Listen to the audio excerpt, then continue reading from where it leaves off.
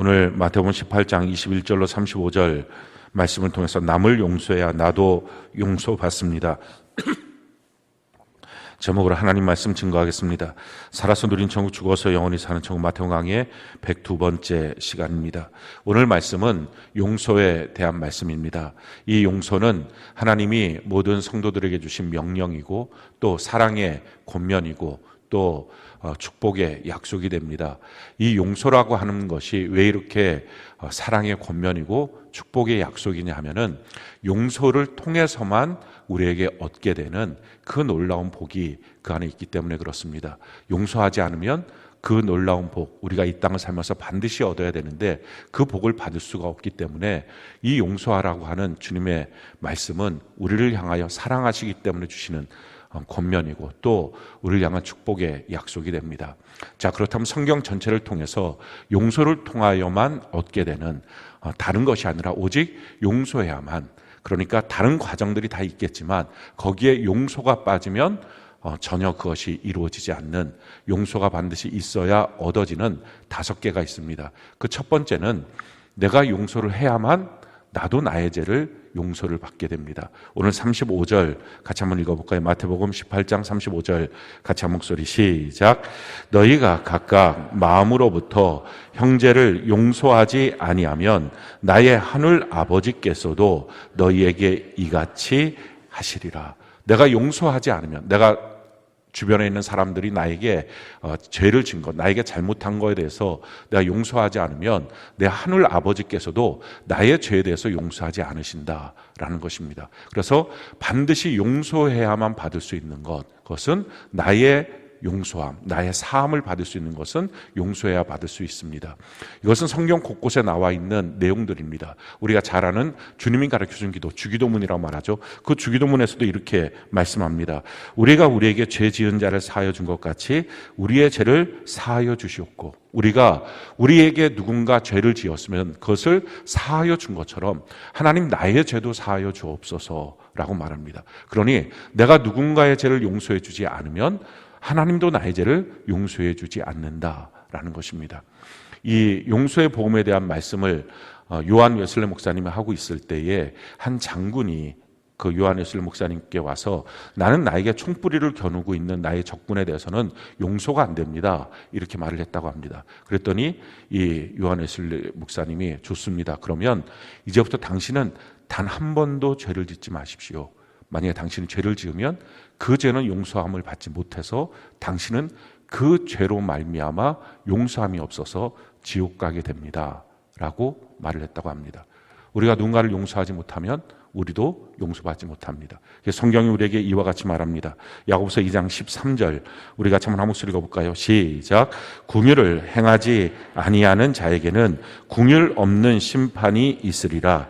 긍휼은 심판을 이기고 자랑하느니라. 누군가를 향해서 불쌍히 여겨서 그의 죄를 용서해 주는 그 마음 갖고 긍휼을 행하지 않으면 나의 삶도 하나님 앞에서 긍휼이 없는 그 심판이 있게 될 것이다. 하나님 나를 향해서 긍휼이 여기지 않는다. 그러면서 이렇게 말씀하죠. 긍휼은 심판을 이기고 자랑하느니라. 내가 누군가를 향해서 불쌍히 여기는 마음을 갖고 용서하고 그의 죄를 다 사하여 주면, 그 긍휼이 있으면 심판을 이기고 내 삶 속에 심판이 없어지고 그렇게 자랑할 수 있는 인생이 될 수 있다 하는 것입니다. 내가 용서해야만 반드시 얻을 수 있는 것, 그것은 하나님 앞에서 나의 죄가 용서함을 받을 수 있습니다. 두 번째, 용서해야만 반드시 얻을 수 있는 것, 그것은 기도의 응답을 받습니다. 성경이 우리에게 이와 같이 말씀합니다. 마태복음 6장 9절로 15절 우리 같이 한번 한 목소리 읽어볼까요? 시작. 그러므로 너희는 이렇게 기도하라. 하늘에 계신 우리 아버지여, 이름이 거룩히 여김을 받으시오며 나라가 임하시며오며 뜻이 하늘에서 이루어진 것 같이 땅에서도 이루어지이다. 오늘 우리에게 일용할 양식을 주시옵고 우리가 우리에게 죄 지은 자를 사하여 준 것 같이 우리 죄를 사하여 주시옵고 우리를 시험에 들게 하지 마시옵고 다만 악에서 구하시옵소서. 나라와 권세와 영광이 아버지께 영원히 있사옵나이다. 아멘. 너희가 사람의 잘못을 용서하면 너희 하늘 아버지께서도 너희 잘못을 용서하시려니와 너희가 사람의 잘못을 용서하지 아니하면 너희 아버지께서도 너희 잘못을 용서하지 아니하시리라. 예수님이 가르쳐준 기도에 대해서 가장 완벽한 기도입니다. 이 완벽한 기도를 갖고 하나님께 기도를 했다 할지라도 용서하는 마음이 없어. 그 주석처럼 붙어있는 뒤에 말씀인데 용서하지 못하면 하나님이 널 용서하지 못한다라는 것입니다. 하나님이 날 용서하지 못했는데 어떻게 나의 기도가 하나님 앞에 상달되고 응답을 받겠어요? 그러니까 우리가 어떤 기도를 아무리 간절하게 아무리 완벽하게 하나님의 뜻에 맞도록 기도했다 할지라도 용서하지 않고 기도하는 것, 용서하는 마음이 없이 기도하는 것은 그 어떤 기도도 응답받지 못합니다. 그래서 우리가 이 땅을 살면서 반드시 응답받아야 되는데, 기도에 대한 응답을 받아야 되고, 그것이 기도가 우리의 영적인 생명인데 그 기도가 살 수 있는 방법, 응답받을 수 있는 방법, 용서라고 하는 것이 들어가야만 기도가 완성된다라는 것입니다. 세 번째, 우리가 용서하지 않으면 그 무엇을 해도 얻을 수 없는 것, 그것은 하나님의 축복과 기적입니다. 성경이 우리에게 이와 같이 말씀합니다. 마가복음 11장 23절 25절 우리가 같이 한번 읽어볼까요? 시작. 내가 진실로 너희에게 이르노니 누구든지 이 산더러 들리어 바다에 던져지라 하며 그 말하는 것이 이루어질 줄 믿고 마음에 의심하지 아니하면 그대로 되리라. 그러므로 내가 너희에게 말하노니 무엇이든지 기도하고 구하는 것은 받은 줄로 믿고 믿으라. 그리하면 너희에게 그대로 되리라. 서서 기도할 때에 아무에게나 혐의가 있거든 용서하라. 그리하여야 하늘에 계신 너희 아버지께서도 너희 허물을 사하여 주시리라 하시니라. 우리가 믿음을 갖고 또 간절하게 선포하고 하나님께서 이 산 같은 문제를 바다에 던져지라 한 것처럼 그런 문제가 해결될지어다. 아무리 우리가 믿음을 갖고 선포하고 외쳤다 할지라도 용서하지 않으면 우리의 허물이 하나님 앞에 사함을 받지 못해서 여전히 그 죄의 담이 하나님과 나와의 관계에 있기 때문에 하나님의 역사는 없다라는 것입니다. 우리가 아무리 믿음을 갖고 있는 것, 또 간절함으로 무엇인가를 갖고 있다는 건 굉장히 좋은 것입니다. 그러나 거기에 용서라고 하는 것이 마무리되어 있지 않으면, 그렇다면 그 어떤 기적도 축복도 얻을 수 없다라는 것입니다. 네 번째는요, 우리가 용서하지 않으면 얻을 수 없는 것, 그것은 성령의 충만입니다. 우리가 왜 이 땅을 살면서 성령의 충만함을 꼭 받아야만 할까요? 그것은 우리가 구원받고 구원의 삶을 사는 일에 있어서 성령이 없으면 불가능하기 때문에 그렇습니다.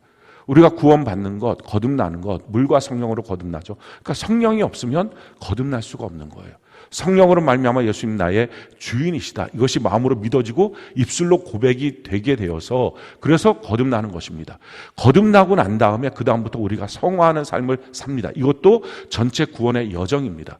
이 구원의 여정 속에 우리가 예수 그리스도의 장성함을 향해 이르기까지 자라나는데, 성도들의 착각들은 그 구원의 여정은 자기의 열심으로 하는 걸로 착각합니다. 근데 그렇지 않아요. 자기의 열심으로는 이 신앙의 길은 불가능합니다. 못 갑니다. 성경이 우리에게 이와 같이 말씀합니다. 고린도서 3장 17절로 18절 우리가 한번 읽어볼까요? 시작. 주인 영이시니 주의 영이 계신 곳에는 자유가 있느니라.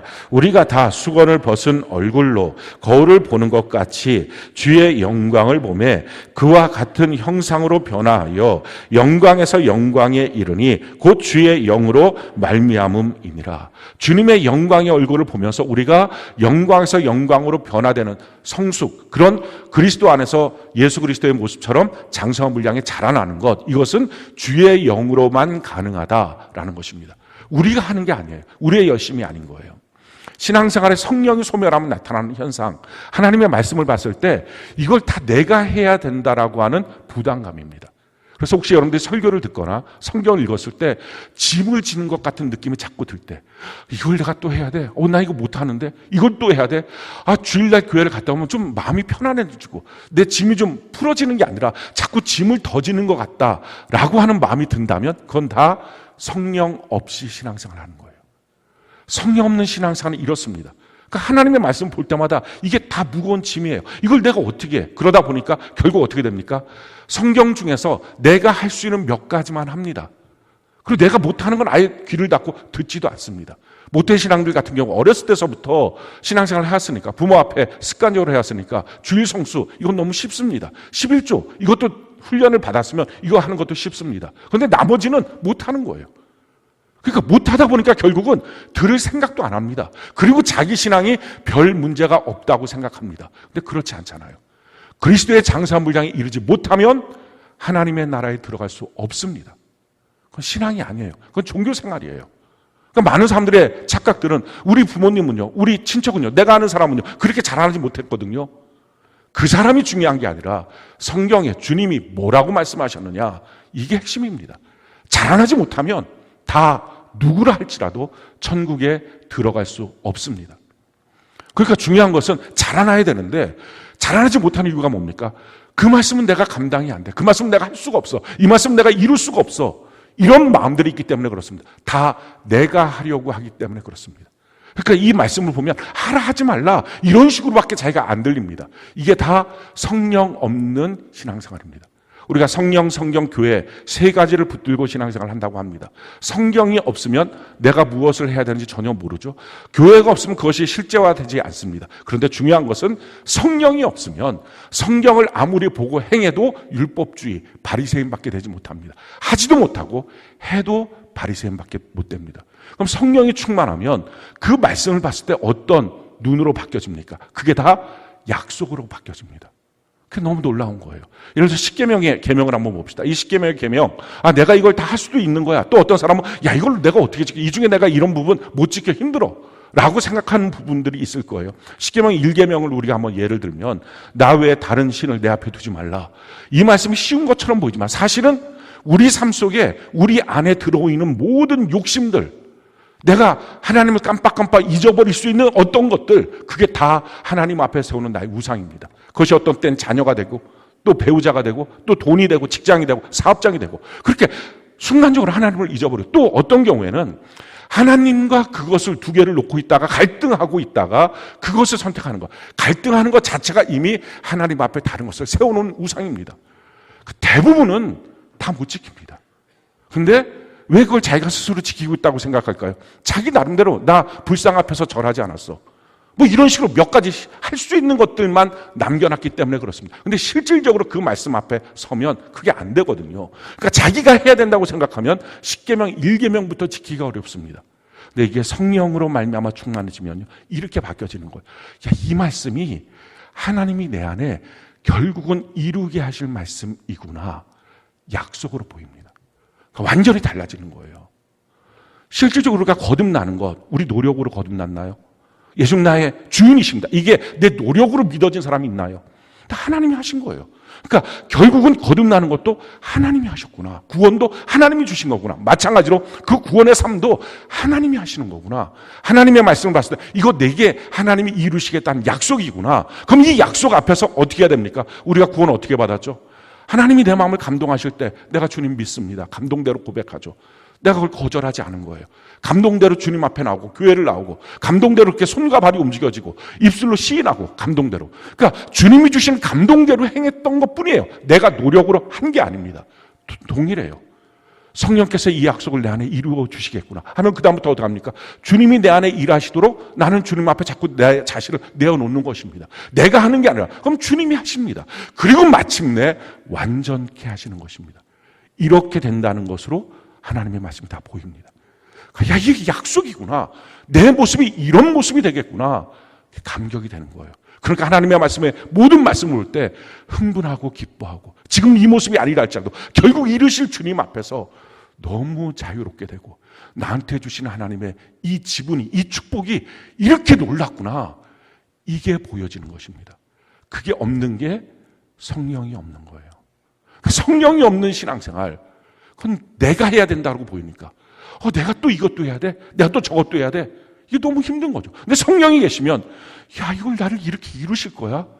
너무 자유로워지죠. 우리가 다시 한번 읽어볼까요? 성경이 이렇게 말하는 거예요. 고린도서 3장 17절로 18절 같이 한번 한 목소리 읽어봅시다. 시작. 주는 영이시니 주의 영이 계신 곳에는 자유가 있느니라. 우리가 다 수건을 벗은 얼굴로 거울을 보는 것 같이 주의 영광을 보매 그와 같은 형상으로 변하여 영광에서 영광에 이르니 곧 주의 영으로 말미암음이니라. 자유가 있다는 거예요. 신앙생활의 그 자유. 와, 주님이 내 안에 이루실 것, 이 풍성함, 이 약속들. 그래서 말씀을 들을 때마다 내가 약속을 받았어. 이 고백이 되는 거야. 내가 또 해야 될 어떤 무엇인가 숙제를 받았어. 이게 아니라 약속을 받았어. 그럼 나는 한 주간 동안에 내 삶을 주님 앞에 내어놓으면 주님이 이루실 거야.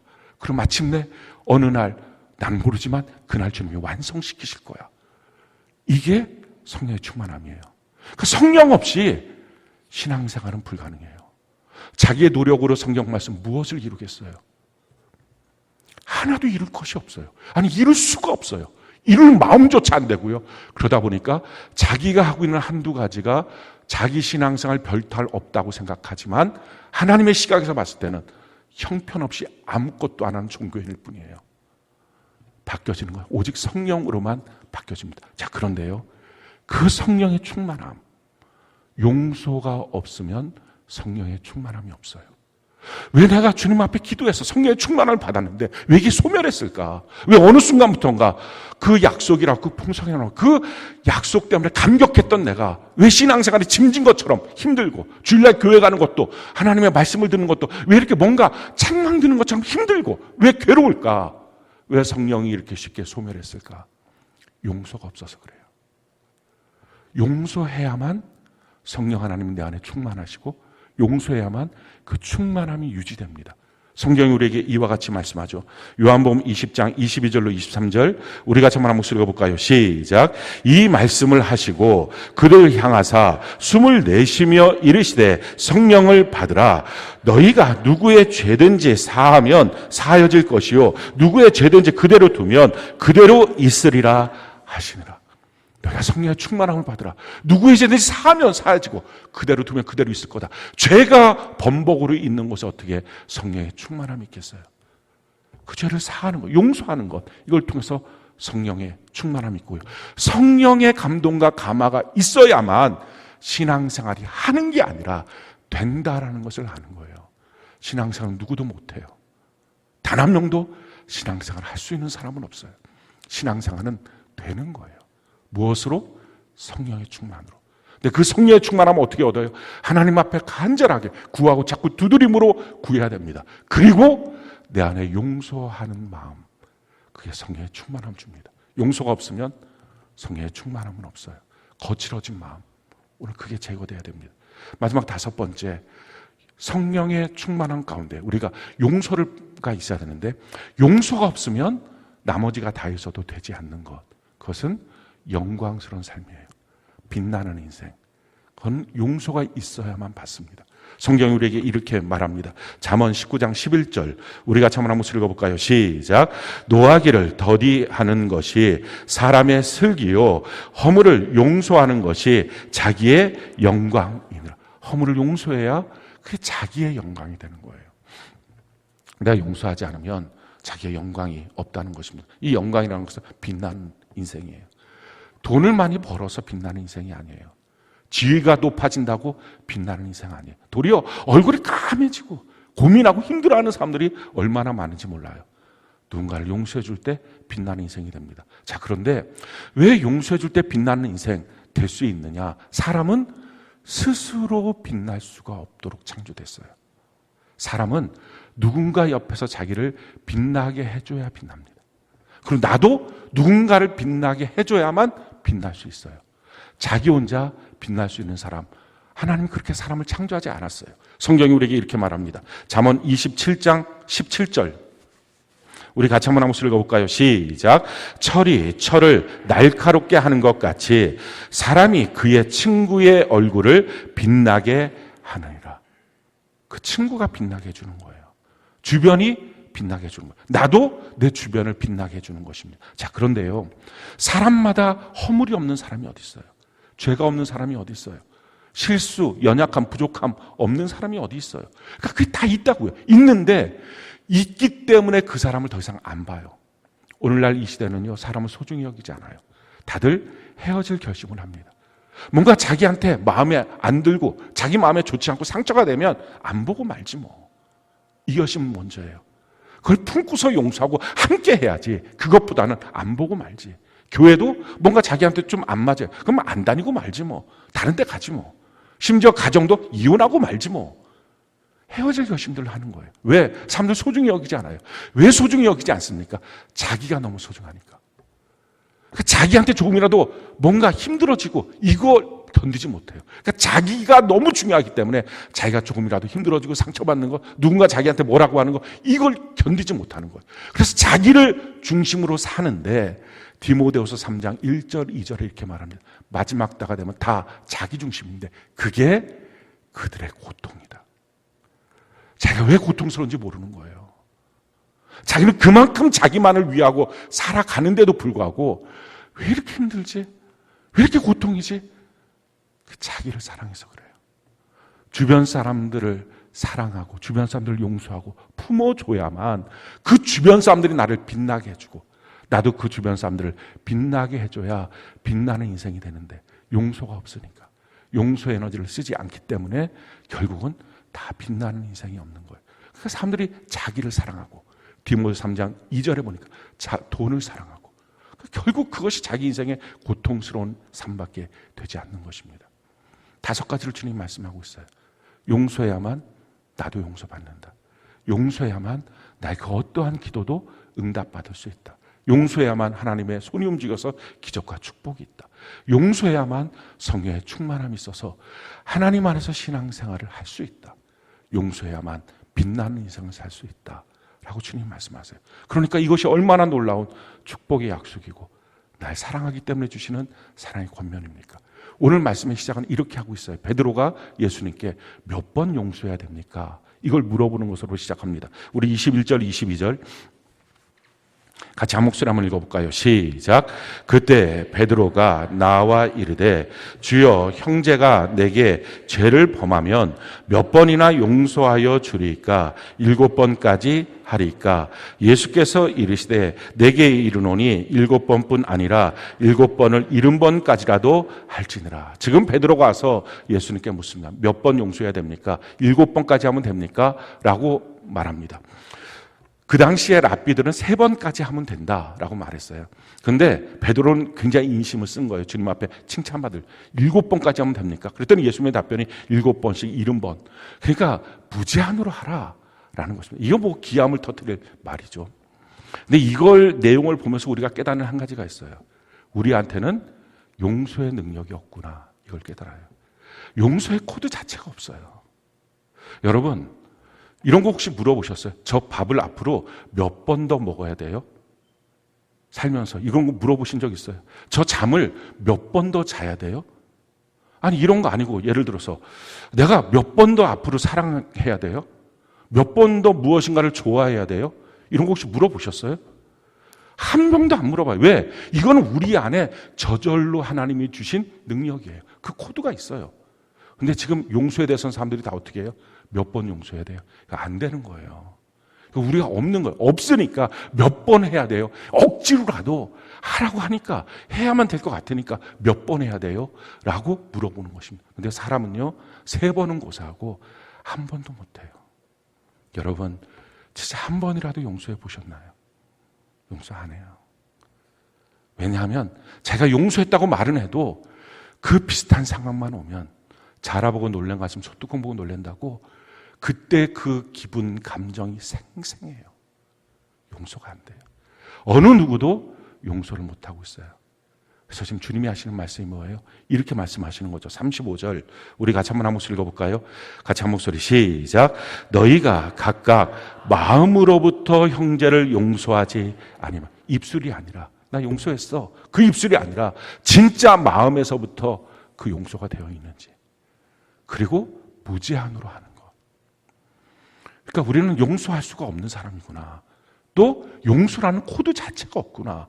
용서의 능력도 없구나. 그런데 하나는 그 용서에 나의 죄를 용서하고 나의 기도를, 하나님의 기적과 능력을, 또 성령의 충만한 역사를, 또 뿐만 아니라 이 땅에 사는 동안 빛나는 인생을 다 용서에 걸어놨으니 이거 너무 하나님이 우리에게 가혹한 것 아닐까. 그럴 것 같으면 차라리 내게 용서의 코드, 용서의 능력을 주시고 걸어놔야지. 없는데 이걸 다 걸어놓으면 어떻게 할까 하는 고민이 돼야 마땅한 것입니다. 그러니까 여러분들이 왜 나는 용서가 안 될까 고민하지 마세요. 어느 누구도 용서는 못해요. 용서는 없어요. 자, 그러면 용서의 근거는 뭐예요? 우리가 용서를 해야만 이 놀라운 것들을 다 선물을 받잖아요. 근데 용서의 근거가 뭐예요? 그래서 예수님이 비유를 통해서 용서의 근거를 우리에게 말씀해 주시는 거예요. 23절을 보니까 이렇게 말씀해요. 그러므로 천국은, 용서는 천국과 관계 있어요. 우리 안에는 없어요. 천국과 관계 있어요. 그러니까 천국 시민만이 용서할 수 있는 특권이 있어요. 그러면서 주님이 설명하십니다. 그 임금이 있는데 그 임금 앞에 빚을 갖고 있는 사람들을 쭉 결산을 하는데 어떤 사람이 1만 달란트 빚진 자가 왔다라는 것입니다. 많은 사람들이 1만 달란트가 도대체 현찰이 얼마냐 이런 거 따질 필요가 없어요. 왜냐하면 달란트라고 하는 비유, 이 1만 달란트를 할 때 달란트는 화폐의 단위 중에 제일 큰 거예요. 1만은 그 당시 사람들이 생각하는 숫자 중에 제일 큰 거예요. 제일 큰 거 두 개가 붙어 있으니 상상할 수 없는 큰 것이라고 하는 거예요. 이것이 빚졌다라는 것입니다. 이것이 너무 그때 사람들에겐 정확한 것이 그 당시 사람들은 죄를 하나님 앞에 빚진 것이라고 생각했어요. 1만 달란트 빚졌다. 이것이 우리의 죄의 현상이다. 지금 예수님 말씀하시는 거예요. 1만 달란트. 뭐 굳이 그럼에도 불구하고 혹시 궁금하실까 봐 말씀을 드리면 한 달란트가 6천 명이 일하는 일당입니다. 근데 1만 달란트잖아요. 6천만 명이 일하는 일당. 이게 1만 달란트예요. 그러니까 그 당시 이스라엘과 이스라엘 그 지역, 그 변방에 있는 지역들 다 합쳐갖고 1년 동안에 나라에다 내는 세금, 로마에다 내는 거죠. 그 세금이 800달란트였어요.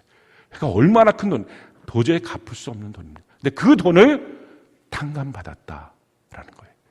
이게 우리 구원이에요. 우리 구원이 뭐예요? 용서받은 거예요. 우리의 죄를 예수님이 십자가에 못 박혀 죽으셔서 우리의 죄를 다 용서해 주신 거예요. 십자가가 어떻게 이루어졌습니까? 예수님 우통을 다 벗기고 채찍을 때리죠. 그 채찍은 가죽 채찍 끝에 쇠 조각들이 붙어 있어요. 납덩어리들이 붙어 있어요. 그걸로 쫙 하고 때리면 이 등가죽서부터 쭉 갈라지면서 그 납덩이의 무게를 휙 감기면서 이 옆구리에 그 쇠 조각들이 옆에 박힙니다. 그걸 우악스럽게 뜯어내요. 그럼 옆구리가 너덜너덜 그렇게 뜯어지면서 피가 흐릅니다. 40여 대 그렇게 맞습니다. 주께서 채찍에 맞음으로 너희가 나음을 입었다. 그걸 주시기 위해서. 그리고 가시면류관을 쓰십니다. 팔레스타인에 가시는 어린아이의 이 새끼 손가락 두께만큼 됩니다. 그러니 그걸 푹 씌워놓으면 그러면 이 두개골이 뚫립니다. 몽롱해지고 너무 아프고 피가 줄줄 흐릅니다. 그런 상태에서 자기가 죽어야 될 십자가를 짊어지고 그 골고다 언덕까지 올라갑니다. 그 올라가는 길은 그때나 지금이나 똑같이 시장통입니다. 한 1m 조금 넘는 그 시장통에서 걸어 올라갈 때 주변에서 침뱉고 모욕하고 그 모욕을 다 당하시고 그리고 십자가 그 골고다 언덕까지 올라가십니다. 우리가 받아야 될 치욕, 우리가 받아야 될 모욕을 주님이 받으셨습니다. 가시면류관 쓰시면서 내가 받아야 될 그 저주를 주님이 받으셨어요. 그리고 마침내 골고다 언덕에 올라가서 양손 양발 3개의 못으로 그렇게 못을 박았습니다. 높이 들렸어요. 옷은 다 벗겨졌어요.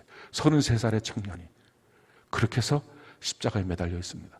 팔레스타인의 그 뜨거운 장렬하는 태양빛 아래 그 십자가에 매달려서 몸이 축 처집니다. 그러면 이 옆구리에 있는 근육이 경직되고 횡격막이 경직되어서 숨을 못 쉽니다. 그럼 다시 숨쉬기 위해서 몸을 올라옵니다. 그 올라올 때 3개의 못이 있는 거에서 피가 다시 터집니다. 너무 고통스럽습니다. 다시 몸이 축 처집니다. 그걸 6시간 반복하면서 몸에 있는 물과 피가 다 쏟아져서 예수님 돌아가셨어요. 마지막 돌아가실 때 주님이 이렇게 말씀하십니다. 테텔레스타이, 내가 다 갚았어. 무엇을요? 나 여러분들의 죄를. 그래서 송양, 죄의 값을 송양 갚았다. 대신 갚았다. 그래서 대속. 그게 우리를 구원한 거예요. 우리가 구원받았어요 라고 하는 말은 다른 말로 말하면 나 용서받았어요. 그 놀라운 죄악들, 그 허물과 죄 용서받았어요. 우리가 전하는 복음이 뭐예요? 당신도 용서받을 수 있어요. 전도하면서 용서하지 못하는 성도, 잘못된 거예요. 용서의 복음을 전하는 거잖아요. 내가 이 용서를 받았다고 말하고, 용서가 없는 교회, 그건 교회가 아니에요. 용서가 없는 성도, 그건 성도가 아니에요. 용서가 없는 성도의 가정, 그건 가정이 아니에요. 우리가 용서를 받은 거예요. 그 놀라운 용서를 받았다고 지금 주님 말씀하십니다. 그리고 이 사람이 그 탕감을 받고 나왔는데 길 가다가 자기한테 100데나리온 빚진 자를 발견한 거예요. 100데나리온 작은 돈 아니에요. 100명이 일하는 일당입니다. 지금으로 따지면 약 1,000만 원, 3,000만 원 되는 것. 이거 없어서 어떤 사람 수술 못 받아요. 이거 없어서 어떤 사람 큰 낭패를 보습니다. 이거 없어서 어떤 사람 너무 큰 자존심 상하고 상처를 받을 수 있어요. 그런 돈이에요. 작은 돈 아니에요. 그런데 이 돈이 1만 달란트에 비교하니까 적은 거예요. 근데 이 사람이 그 자기한테 100데나리온 빚진 사람을 발견하고 목을 잡고 멱살을 잡고 야, 돈 갚아. 그 사람 똑같이 말하는 거예요. 자기처럼 빌면서 내가 잘못했다, 갚겠다, 한 번만 용서해달라. 근데 그것을 듣지 않고 끌고 가서 옥에다 가뒀다는 것입니다. 이게 저와 여러분들이에요. 남의 얘기 아니에요. 어떤 고약한 사람들이 아니라. 우린 다 어떻습니까? 하나님께 구원받은 거 분명히 믿어요. 그리고 구원의 감격도 생생히 있어요. 분명하게 내가 고백합니다. 나 구원받았다. 그렇게 고백하면서도 하나님께 내 모든 죄가 용서받았다. 이렇게 고백하면서도 누군가 나에게 상처 준 것, 누군가 나한테 죄진 것, 이건 하나도 용서가 안 돼요. 너무 생생해요. 너무 화가 나고요. 너무 기분 나빠요. 속상해. 못 살 것 같아요. 그게 저와 여러분들이에요. 이와 같은 우리의 모습들 가운데 지금 주님이 우리에게 질문을 던지시는 거예요. 이렇게 지금 주님이 질문을 하시는 거예요. 31절부터 35절까지 우리 같이 한번 한 목소리 해볼까요? 31절부터 35절까지 같이 한 목소리 시작. 그 동료들이 그것을 보고 몹시 딱하게 여겨 주인에게 가서 그 일을 다 알리니 이에 주인이 그를 불러다가 말하되 악한 종아, 내가 빌기에 내가 내 빚을 다 전부 탕감하여 주었거늘 내가 너를 불쌍히 여김과 같이 너도 내 동료를 불쌍히 여김이 마땅하지 아니하냐 하고 주인이 노하여 그 빚을 다 갚도록 그를 옥졸들에게 넘기니라. 너희가 각각 마음으로부터 형제를 용서하지 아니하면 나의 하늘 아버지께서도 너희에게 이와 같이 하시리라. 지금 여기서 핵심되는 말씀이 뭐예요? 33절에 이렇게 말씀하죠. 내가 너를 불쌍히 여긴과 같이 너도 내 동료를 불쌍히 여김이 마땅하지 아니하냐. 지금 주님이 던지는 질문입니다. 내가 너의 모든 죄를 나의 생명을 바쳐서 십자가에서 그 죄를 용서해 줬는데 너 불쌍해서 너를 다시 하나님의 아들, 딸로 만들기 위해서 용서해 줬는데 그렇다면 너도 너에게 상처 준 그 죄, 물론 너가 힘들고 고통스러운 건 알아. 그렇지만 그 죄를 용서해 주는 것, 그게 마땅하지 않느냐. 이게 주님의 질문이에요. 이 질문 앞에 우리가 다 서는 것입니다. 여러분들 지금 어떻게 생각하세요? 마땅하다라고 생각해요? 아니면 너 못하겠어요, 나 용서 안 돼요 라고 생각해요? 어떻습니까? 지금 여러분들은 주님의 이 질문 앞에 왜 우리가 용서를 못하겠다고 말할까요? 아마 이렇게 말할 거예요. 그 사람 한두 번이 아니에요. 상습적이에요. 내가 이번에 용서하면 그 사람은 아무 부담 없이 계속 그럴 거예요. 또 어떤 경우에는요, 왜 나만 상처받아요? 내가 받은 상처가 얼마나 큰데 모르시고 하시는 말씀이죠. 그게 너무 나에게 힘든데 용서하라고요? 그럼 왜 맨날 나만 손해봐요? 근데 주님이 하시는 말씀이잖아요. 너의 모든 죄를 이미 용서했잖아. 그리고 그 용서에 너의 모든 기도의 응답도, 앞으로 지어질 너의 잘못과 실수도 다 용서해 줄 거야. 축복도, 기적도, 그리고 성령의 충만함도, 빛나는 영광스러운 삶도 내가 너한테 줄 거잖아. 왜 너는 용서가 너에게 손해라고 생각하니? 왜 너는 하나님이 그 사람 편이라고, 너한테 죄진 사람 편이라고 생각하니? 하나님이 너 편이지 않니? 너한테 이걸 주려고 지금 말하는 거지 않니? 라고 주님 말씀하실 거예요. 어쩜 또 이렇게 말하는 사람이 있을지 몰라요. 내가 용서하면 그 사람 버릇 못 고쳐요. 누군가 그 사람 버릇 고쳐줘야 돼요. 그 사람은 그 사람의 일이고 하나님이 그 사람에게 따로 일하실 거고 지금 하나님 물어봅니다. 너는 당연하다고 생각하니? 그것이 마땅하다고 생각하니? 아니면 용서하지 않아야 되겠다고 생각하니? 여러분들은 어때요? 용서하는 것이 마땅하다고 생각합니까? 아니면 용서할 수 없다고 생각합니까? 오늘 이 하나님의 질문 앞에 여러분들 서야 돼요. 그리고 그 질문 앞에서 용서하는 것이 마땅하다면, 지금 주님은 용서하라고 말씀하신 게 아니에요. 용서하는 것이 마땅치 않느냐, 마땅한 것 아니냐, 너가 이성적으로 생각해봐라. 또 한번 계산해봐라. 용서하지 않음으로 얻을 수 있는 것, 근데 용서함으로 얻을 수 있는 것, 그 계산 좀 해봐라. 지금 그렇게 말씀하시는 거죠. 뭐가 마땅해? 라고 주님 물어보시는 거예요. 만약에 여러분들이 용서하는 게 맞죠. 용서해야 되죠. 그렇다면 그 다음에 우리가 해야 될 것이 뭡니까? 그런데 주님, 나는 용서의 마음도 없고요, 능력도 없어요. 그 고백을 해야 됩니다. 용서가 맞지만 마음이 안 움직여요. 용서가 맞지만 설사 마음이 움직인다고 해도 용서가 안 돼요. 난 그런 능력이 없어요. 나는 용서의 코드가 없어요. 그게 우리 고백이에요. 그래서 주님이 하시는 거예요. 이렇게 말씀하시죠. 너는 가만히 있어. 내가 너 안에서 할 거야. 그게 용서예요. 성경은 우리에게 이와 같이 말씀합니다. 우리가 구원받고 난 다음에 이 놀라운 은혜를 받은 거죠. 갈라디아서 2장 20절 우리 같이 한번 읽어볼까요? 시작. 내가 그리스도와 함께 십자가에 못 박혔나니 그런즉 이제는 내가 사는 것이 아니요 오직 내 안에 그리스도께서 사시는 것이라. 이제 내가 육체 가운데 사는 것은 나를 사랑하사 나를 위하여 자기 자신을 버리신 하나님의 아들을 믿는 믿음 안에서 사는 것이라. 이제 내가 죽은 거예요. 이걸 정말 믿어야 됩니다. 그리고 내 안에 그리스도께서 계십니다.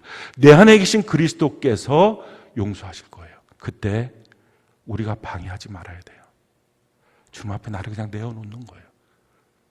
내가 고집 부리면서 내가 속상해서 그렇게 하지 말아요. 내 마음이 주께서 움직였을 때 그냥 그렇게 움직이는 대로 내 입술도 눈도 귀도 손도 발도 주님 앞에 내어놓는 거예요.